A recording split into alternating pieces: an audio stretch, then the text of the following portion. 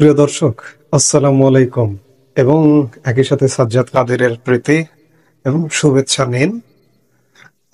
আবারও কথা বলতে এলাম প্রধান উপদেষ্টা ডক্টর মোহাম্মদ ইউনূসের যুক্তরাজ্য সফর প্রসঙ্গে। কারণ যুক্তরাজ্য সফর নিয়ে এতটাই নাটক ঘটছে, এতটাই নাটকীয়তায় মোড় নিচ্ছে, কথার পর কথা। হয়তো আগামী 13 তারিখ 14 তারিখ পর্যন্ত যুক্তরাজ্য সফরের খুঁটিনাটি নিয়েই কথা বলতে হবে।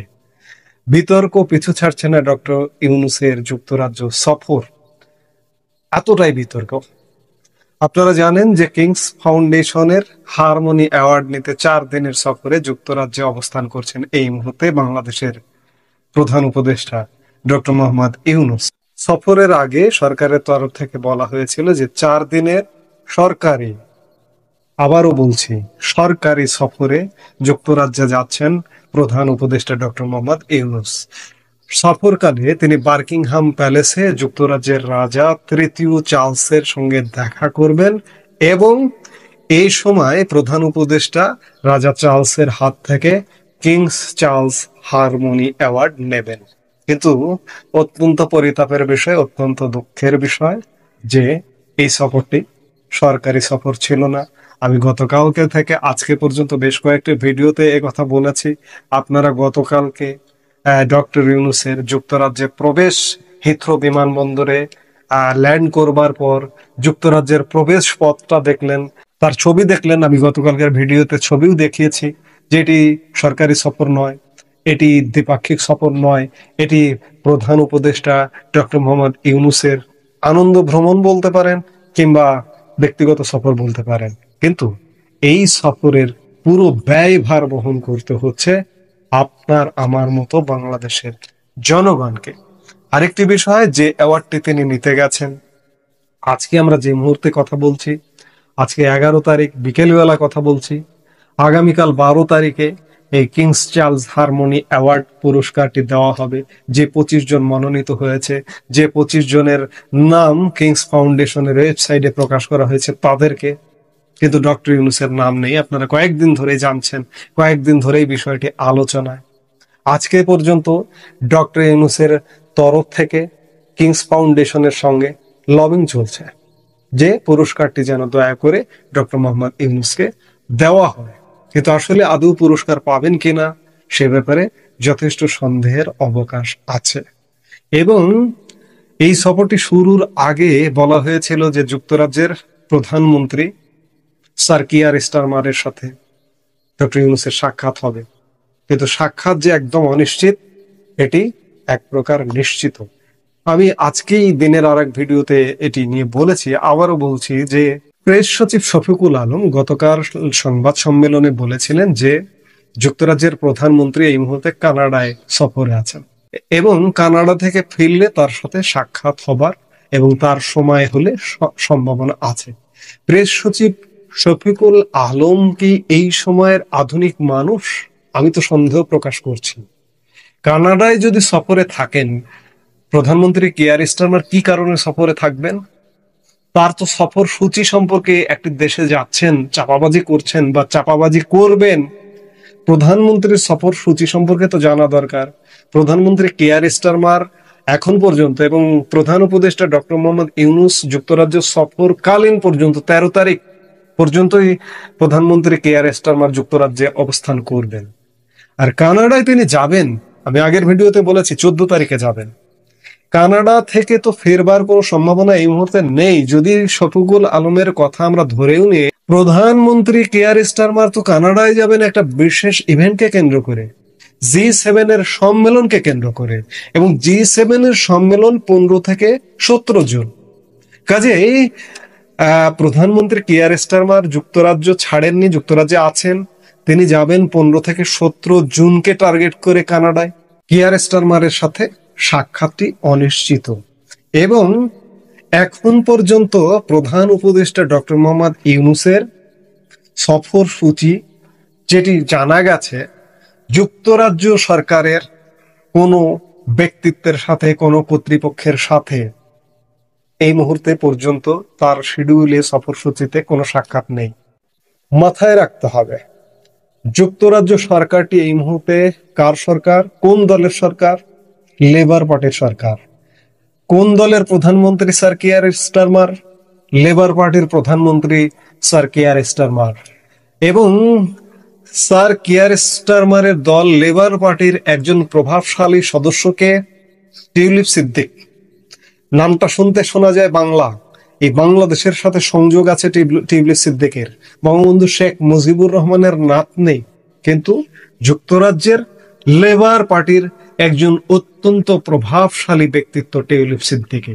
গত কয়েকদিন যাবৎ টিউলিপ সিদ্দিকের সাথে ডক্টর মোহাম্মদ ইউনূসের সরকারের যা ঘটে গেল, একটি চিঠিকে কেন্দ্র করে, চিঠির বিস্তারিত আর বলতে চাইছি না, বলছি না, তার কারণে কিভাবে আশা করে ডক্টর মোহাম্মদ ইউনূস বা ইউনূসের পরিষদ যে লেবার পার্টির সরকারের সাথে ডক্টর ইউনূসের সাক্ষাৎ হবে, এই আশাটা, এটা আসলে কি বলবো, এটাকে দুরাশা বললে ভুল হবে না। কত বড় সাহস, আমি মাঝে মাঝে ভেবে পাই না। তৃতীয় বিশ্বের একটা তৃতীয় শ্রেণীর দেশ, আমার নিজের দেশ, আমার বলতে খুব দুঃখ হচ্ছে, কষ্ট হচ্ছে, আমরা এগিয়ে যাচ্ছিলাম, সেই এগুলোটাকে বাধাগ্রস্ত করেছে ডক্টর মোহাম্মদ ইউনূস এবং ইউনূস গং। আমি যেটি বলছিলাম, তৃতীয় বিশ্বের একটা তৃতীয় শ্রেণীর দেশ, তৃতীয় শ্রেণীর একজন সরকার প্রধান, তাও আবার অনির্বাচিত সরকার প্রধান, ব্রিটেনের একজন নির্বাচিত এমপি, চারবারের এমপি, ব্রিটেনের একজন সাবেক মন্ত্রীর সাথে একটা চিঠিকে কেন্দ্র করে মিথ্যাচার করেছে এই সরকারটি শুরু থেকে। এই মিথ্যাচার করবার কারণে এবার সফরে সরকারের পক্ষের বা কারো সাথে, ব্রিটিশ সরকারের কারো সাথে ডক্টর মোহাম্মদ ইউনূসের সাক্ষাৎ হবে কিনা সেটি একদম অনিশ্চিত, কারণ এখন পর্যন্ত সফর সূচিতে সরকার পক্ষের কারো সাথে কোনো বৈঠকের কোনো কিছু দেখা যাচ্ছে না। হয়তো দিনের বিভিন্ন সময় এটি পাল্টাতে পারে। এখন পর্যন্ত যেটি আমরা জানতে পারছি যে সরকারি বৈঠক নেই। ভবিষ্যতে এই যে এই সফরে বৈঠক হচ্ছে না, দেখা হচ্ছে না, সাক্ষাৎ হচ্ছে না, প্রধান উপদেষ্টা ডক্টর ইউনূসকে সরকারিভাবে সেখানে কোনো সম্ভাষণ দেওয়া হয়নি, সেখানে কোনো গ্রহণ করা হয়নি। প্রধান উপদেষ্টা ডক্টর মোহাম্মদ ইউনূস রাষ্ট্রের, বাংলাদেশের রাষ্ট্রের টাকায় ব্যক্তিগতভাবে একটি হোটেলে অবস্থান করছেন এবং ব্রিটেন বাংলাদেশ কমিউনিটি কর্তৃক, বিশেষ করে আওয়ামী লীগ কমিউনিটির কাছে একটা ব্যাপক বিক্ষোভের মুখোমুখি হয়েছে ডক্টর মোহাম্মদ ইউনূস। আমি যেটি বলছিলাম যে ব্রিটিশ সরকারের সাথেও বাংলাদেশ সরকারের ব্যাপক আগামী দিনগুলোতে বড় ধরনের টানাপোড়েন হবার সম্ভাবনা আছে। ডক্টর মোহাম্মদ ইউনূসের সাহস এত বেশি, ডক্টর মোহাম্মদ ইউনূস সরকারে যারা আছেন তাদের সাহস এতটাই বেশি যে ব্রিটেনের মতো একটা প্রভাবশালী দেশের সরকারের লোকের সাথে কম্পিটিশনে যায়। শুধু ব্রিটেন না, আমার এই মুহূর্তে মনে পড়ছে যে এই যে ব্রিটিশ এমপি, ব্রিটিশ সাবেক মন্ত্রী টিউলিপ সিদ্দিকে জড়িয়ে রাশিয়ার সাথেও ইউনূস সরকার একটা খারাপ সম্পর্কে জড়িয়েছে। রাশিয়ার রাষ্ট্রীয় প্রতিষ্ঠান রোসাটম, আমার যে বাংলাদেশের রূপপুর পারমাণবিক বিদ্যুৎ কেন্দ্র নির্মাণকারী প্রতিষ্ঠান রোসাটম, সেই রোসাটমের সাথে টিউলিপ সিদ্দিককে জড়িয়ে দেওয়া হয়েছে। রোসাটম আমার রূপপুর পারমাণবিক বিদ্যুৎ কেন্দ্রের ফান্ড দাতা প্রতিষ্ঠান, সেই ফান্ডকে নাকি তছরূপ করেছে টিউলিপ সিদ্দিক তার নেতৃত্বে এবং তার খালা প্রধানমন্ত্রী শেখ হাসিনা, তার মা, তাদেরকে নিয়ে। অর্থাৎ রাশিয়ার সাথেও একটি সংঘাতে জড়িয়ে দিয়েছে বাংলাদেশকে। এসবের পরিণতি কি? এসবের পরিণতি বাংলাদেশের জনগণকে ভুগতে হবে, বাংলাদেশের জনগণকে সাফার করতে হবে। রাশিয়ার সাথে কূটনৈতিক সম্পর্ক খারাপ, ব্রিটেনের সাথে কূটনৈতিক সম্পর্ক খারাপ, আর ব্রিটেন হচ্ছে বিশেষ করে ইউরোপের রাজনীতির একটা হাব। ব্রিটেনের সাথে সম্পর্ক খারাপ মানে সারা ইউরোপীয় ইউনিয়নের সাথে সম্পর্ক খারাপ। রাশিয়ার সাথে সম্পর্ক খারাপ মানে একটা বিশাল একটা অঞ্চলের সাথে সম্পর্ক খারাপ। ভারতের সাথে সম্পর্ক খারাপ মানে আমাদের এই দক্ষিণ পূর্ব এশিয়ার সাথে সম্পর্ক খারাপ। আমাদেরকে কূটনৈতিক ভাবেও একটা বাজে সিচুয়েশনের মধ্যে নিয়ে যাচ্ছে। অর্থাৎ আমি যেটি বলছিলাম যে ডক্টর মোহাম্মদ ইউনূসের এই যে যুক্তরাজ্য সফর, বিতর্ক কিন্তু পিছু ছাড়ছে না এবং এই সফরটি বিগত 10টি সফর থেকে ডক্টর মোহাম্মদ ইউনূস খালি হাতে ফিরেছে। এই সফরটি থেকেও ডক্টর ইউনূস খালি হাতে যে ফিরতে বাধ্য হচ্ছেন, এটি আমরা দেখতে পাচ্ছি। এই মুহূর্তে এ পর্যন্ত। সবাই ভালো থাকুন, সুস্থ থাকুন। আমাদের ভিডিওগুলো নিয়মিত পেতে সাবস্ক্রাইব করুন Sajjad Kadir and the legends YouTube channel এবং লাইক, কমেন্ট, শেয়ার করে সাথে থাকুন। প্রিয় দর্শক, সাজ্জাদ কাদিরের সালাম, প্রীতি এবং শুভেচ্ছা নেবেন। আমি এই মুহূর্তে আপনাদের সামনে মূলত দুটি বিষয় নিয়ে কথা বলতে চাই। এক, টিউলিপের চিঠি পেয়েছি। দুই, যুক্তরাজ্যের প্রধানমন্ত্রীর সঙ্গে প্রধান উপদেষ্টার বৈঠক অনিশ্চিত। আমি প্রথমে টিউলিপের চিঠি পেয়েছি এটি নিয়ে একটু কথা বলি। সেটি হচ্ছে যে, আপনারা ইতিমধ্যেই জানেন যে ব্রিটেনের সাবেক মন্ত্রী, বর্তমান এমপি টিউলিপ সিদ্দিক বাংলাদেশের প্রধান উপদেষ্টা ডক্টর মোহাম্মদ ইউনূসের যুক্তরাজ্য সফরকে সামনে রেখে তার একটি সাক্ষাৎ প্রার্থনা করে গত 4 জুনের ডেটে একটি চিঠি দিয়েছিলেন। এবং এই চিঠির খবরটি আমরা প্রথম জানতে পারি ব্রিটেনের একটি প্রভাবশালী গণমাধ্যম দ্য গার্ডিয়ানে একটি রিপোর্ট প্রকাশিত হবার ফলে, এবং এই রিপোর্টের প্রেক্ষিতে পরবর্তীতে বাংলাদেশের গণমাধ্যমেও এই রিপোর্টটি আসে, খবরটি হয়। এবং এই খবর হবার পরে বাংলাদেশের প্রধান উপদেষ্টার প্রেস সচিব শফিকুল আলমকে বাংলাদেশের গণমাধ্যম কর্মীরা জিজ্ঞেস করেছিলেন যে আপনারা কি এ ধরনের কোনো চিঠি পেয়েছেন কিনা। কিন্তু তাৎক্ষণিক শফিকুল আলম জবাব দিয়েছিলেন যে আমরা এই ধরনের কোনো চিঠি পাইনি। কিন্তু গতকালকে ব্রিটেন সফররত প্রধান উপদেষ্টা টিম, সেই টিমের সদস্য হিসেবে শফিকুল আলমও ব্রিটেনে সফর করছেন এই মুহূর্তে। গতকালকে ব্রিটেনে বাংলাদেশের হাই কমিশনে এক সাংবাদিক সম্মেলন করেন তারা। সেই সম্মেলনে সাংবাদিকরা জিজ্ঞেস করেন যে আপনারা কি চিঠিটা পেয়েছেন কিনা, আবারও জিজ্ঞেস করেন।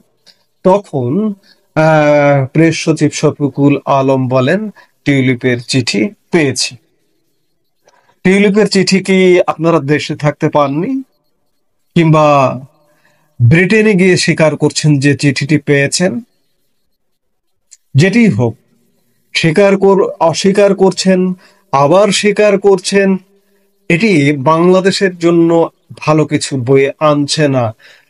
শফিকুল আলম কিংবা প্রধান উপদেষ্টা আপনাদের ব্যক্তিগত বিষয় নয়, এই বিষয়গুলো আসলে রাষ্ট্রীয়ভাবে জড়িত।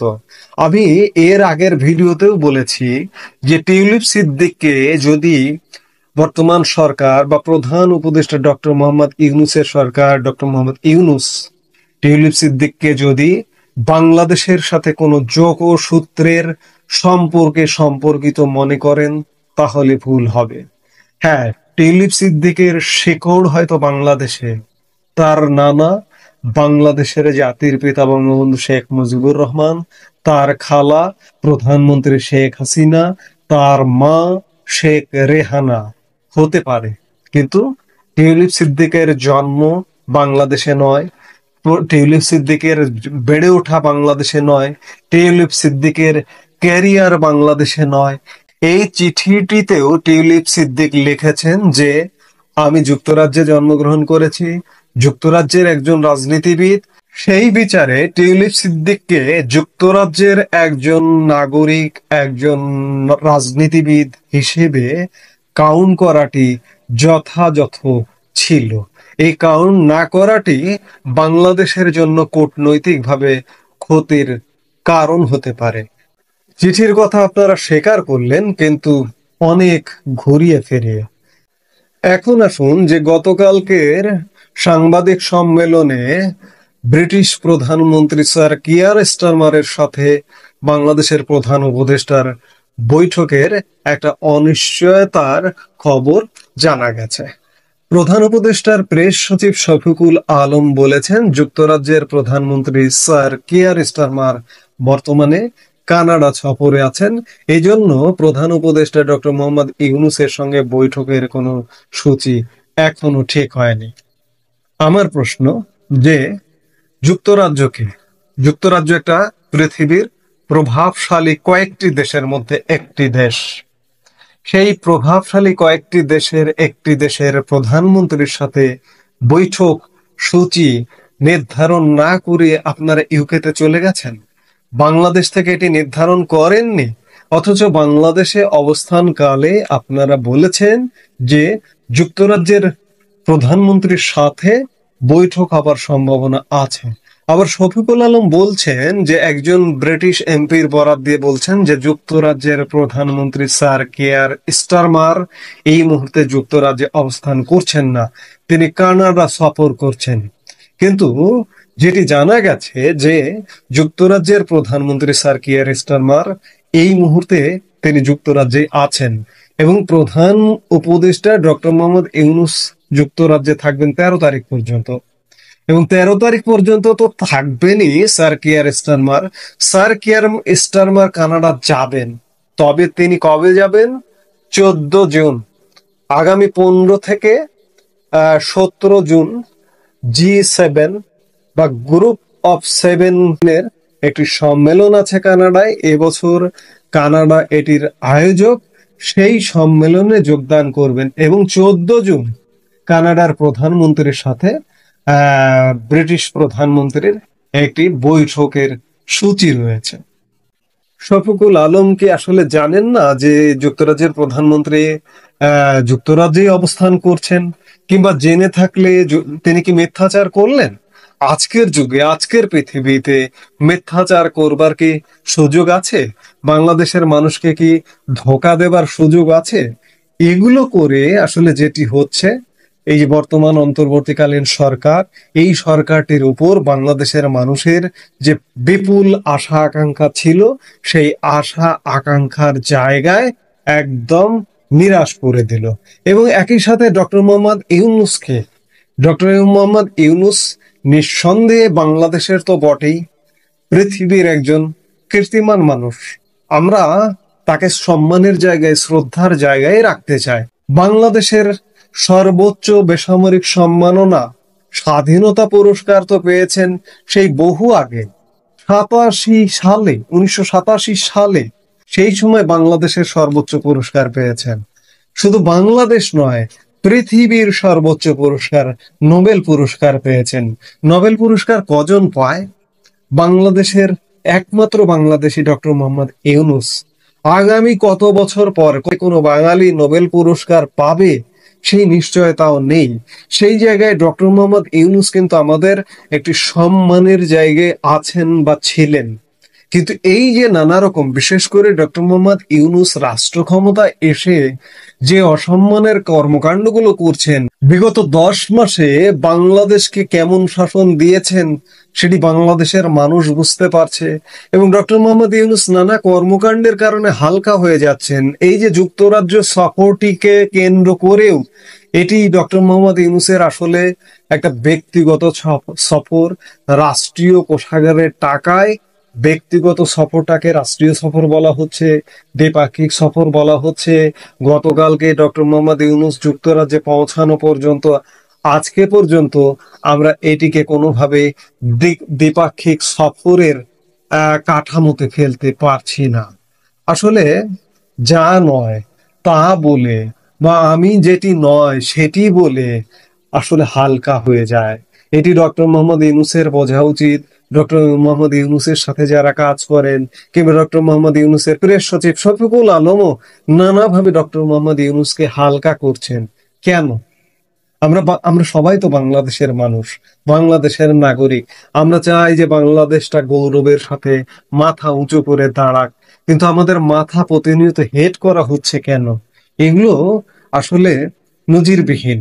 বাংলাদেশে আমরা এরকমটা কখনো দেখিনি। আজকে যা দেখছি, আজকে বাংলাদেশের মানুষকে বলবো যে আপনারা আপনাদের বিবেক দিয়ে, আপনাদের বিচার দিয়ে বিচার করুন যে ডক্টর মোহাম্মদ ইউনূস নোবেল বিজয়ী, বাংলাদেশের সর্বোচ্চ পুরস্কার বিজয়ী, পৃথিবীর সর্বোচ্চ পুরস্কার বিজয়ী, সেই ডক্টর মোহাম্মদ ইউনূস আমাদের সাথে কি লীলা খেলা খেলছে। আমি বিশেষভাবে মন্তব্য করতে চাই না। ডক্টর মোহাম্মদ ইউনূস সম্মানীয় মানুষ, সেই সম্মানীয় মানুষ নিজেই যখন নিজের সম্মান হানি করছেন, তখন আর কিছু বলার থাকে না। এই মুহূর্তে এ পর্যন্তই। সবাই ভালো থাকুন, সুস্থ থাকুন। আমাদের ভিডিওগুলো নিয়মিত পেতে সাবস্ক্রাইব করুন Sajjad Kadir and the legends YouTube channel এবং লাইক, কমেন্ট, শেয়ার করে সাথে থাকুন।